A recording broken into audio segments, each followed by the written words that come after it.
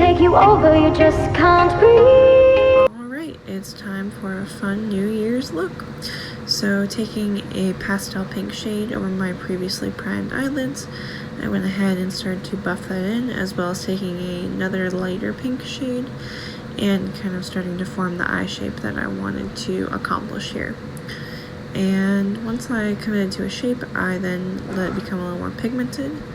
And then after I let it become pigmented and got just enough coverage, I took this pearlescent purple shade and tried to spread it out to the best of my ability over my eyelid using my finger.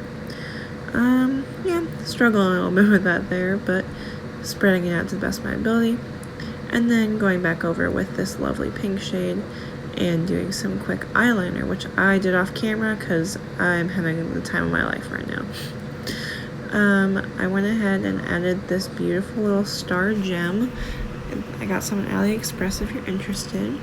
I then took some lash glue and took these fun little gems also from AliExpress and began popping them on in these different places all over my other hand. Went ahead and drug this down onto my lower lash line. This is pretty much the finalized look.